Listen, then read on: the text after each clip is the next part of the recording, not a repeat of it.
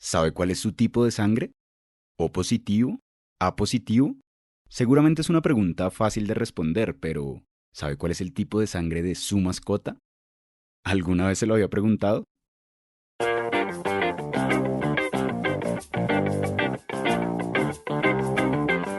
Hola, este es el podcast de la red social, en el que semana a semana tendremos episodios informativos sobre el cuidado de su mascota, curiosidades de los animales y todo lo relacionado con este mundo. Yo soy Andrés Díaz y los estaré acompañando en este capítulo. Sí, su perro o su gato tienen un tipo de sangre, y tal como en las personas, puede no ser compatible con el de otras mascotas. ¿Habrá muchas diferencias entre los tipos de sangre en humanos y en mascotas? ¿Cuántos tipos de sangre hay? ¿Qué sabemos de ellos? Para resolver estas dudas, en la red social hablaremos con Andrés Cuellar, médico veterinario de la Universidad Nacional, La clasificación de los grupos sanguíneos es muy parecido al humano, pero no es igual. y con Dálida García, médica veterinaria y directora de Hemovital, uno de los pocos bancos de sangre para mascotas que hay en Colombia. En el caso de los gatos, ellos se parecen un poco más a nosotros. Ellos tienen muy poquitos tipos de sangre. Empecemos por lo que conocemos. Las personas tenemos 4 grupos sanguíneos, los A, los B, los AB y los O. Y dentro de cada grupo tenemos 2 tipos de RH, positivo y negativo. Eso nos da un total de 8 tipos de sangre, pero solo entre O positivo y A positivo se junta el 69% de la población en el mundo. Los otros tipos de sangre son mucho más escasos. Entonces, ¿en qué nos parecemos a nuestras mascotas? Empecemos por los perros. En el caso de los perros, se llama DEA, DEA por las siglas en inglés, de Dog Erythrocytic Antigen, que básicamente traduce el antígeno eritrocitario canino, que es esa proteína que se va a ubicar en la superficie de la célula y que determina si es de un tipo o si es de otro. Para identificar esta proteína a la que se refiere Cuellar hay que hacer una prueba de laboratorio. Justamente al antígeno eritrocitario es al que se le asigna un nombre. En el caso de los perros es un número. ¿Cuál es la importancia de esa proteína?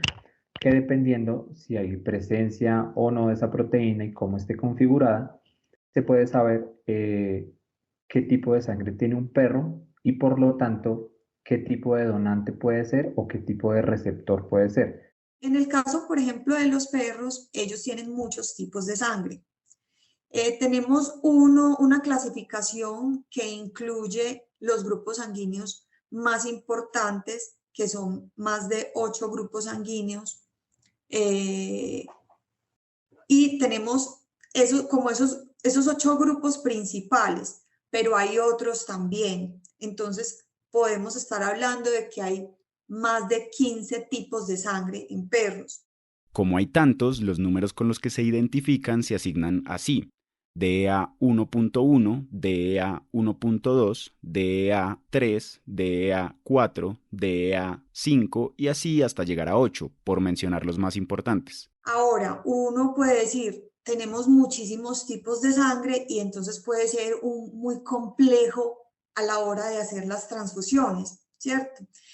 Pero tenemos a pesar de tener tantos tipos de sangre, tenemos una gran ventaja y es que los perros no tienen anticuerpos naturales en altas concentraciones y para todos los tipos de sangre, ¿cierto? Entonces, esto nos permite que una primera transfusión se pueda realizar, si es de mucha urgencia, la podamos realizar al azar con un riesgo no muy alto, ¿cierto? Que es como un riesgo moderado de reacción.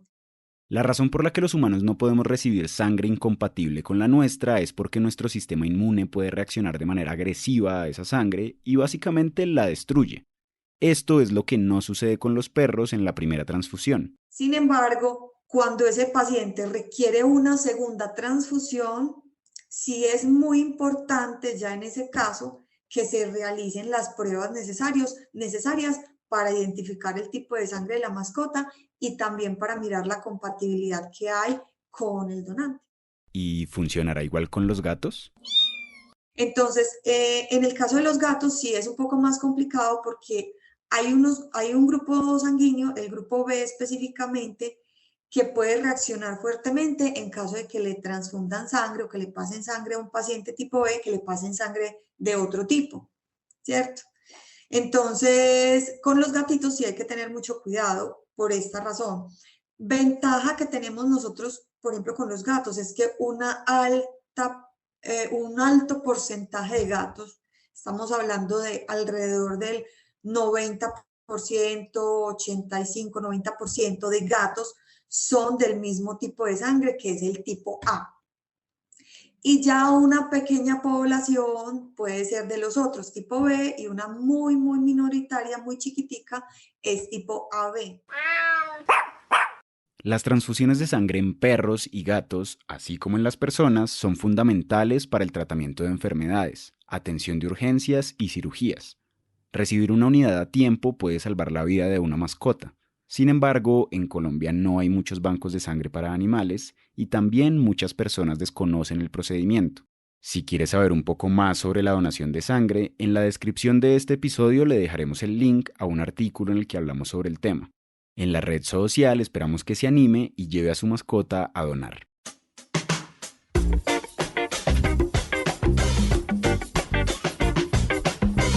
Este es un podcast producido por el equipo de la red social de El Espectador.